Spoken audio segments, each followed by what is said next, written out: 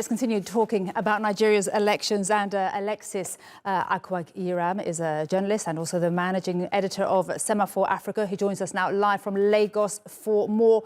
Now, Alexis, you have covered the last two Nigerian elections. You're back for a third. How is this one different? How much have things changed from the last one? This one is completely unique. It's completely different from the last two, simply because there's a third-party candidate. Peter Obi has really electrified this contest and meant that it's much closer than the previous elections that I covered, and the closest since 1999. If I were to compare it to the ones that I covered in 2015, there was Muhammadu Buhari, and he came about, and that was a sea change in itself because he was the first opposition candidate to unseat an incumbent. He defeated Goodluck Jonathan. The last election in 2019 featured two people who've been around for a long time. It was Buhari and Atiku, who is one of the main candidates this time. But this one is completely different, mainly because of the third-party candidate and also the presence of a youth vote. The fact that the youth are so electrified by this, and it looks like they're turning out. I expect there to be a much higher turnout than the last two elections. It was about 35% turnout last time round. I think it'll be much higher because people are very passionate and because the youth have turned up, I believe. Why is it? Why is it that the youth have turned out, and what is driving that youth passion? I think what's driven it really is the fact that there were these anti-police brutality riots and protests.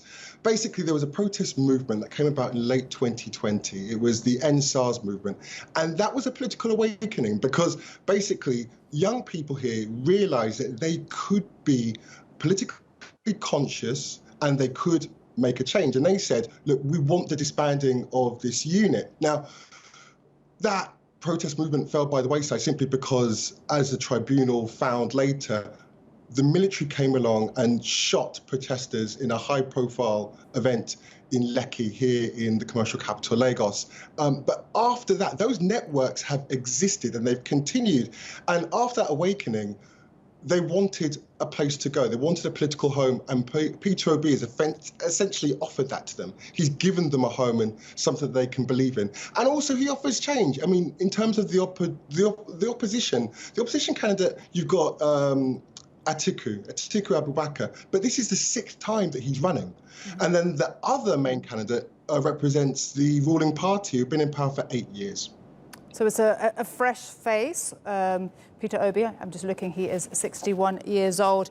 And tell us, so vote counting is still going on. We were just speaking to our correspondent in Abuja, and there were still queues there. But how do you expect this to go vote counting wise? How smooth will that be in the entire country? And also result-wise, what do you expect there?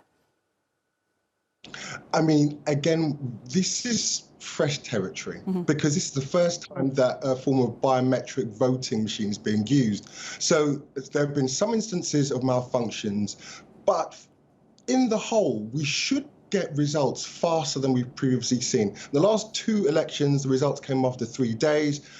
Really, we should be seeing results around 2 days, in around 2 days. Now, in terms of how smoothly it goes, that varies across the country. This is a vast country of some 220 million people, and there are different situations in different parts of the country. There has been disruption, as I say, some problems with the voting machines. There have been instances of violence, disruption in Lagos, for example, in Delta State in the south. But for the most part, this should move at a faster pace than we've seen before because of the use of this electronic system that hasn't been used before.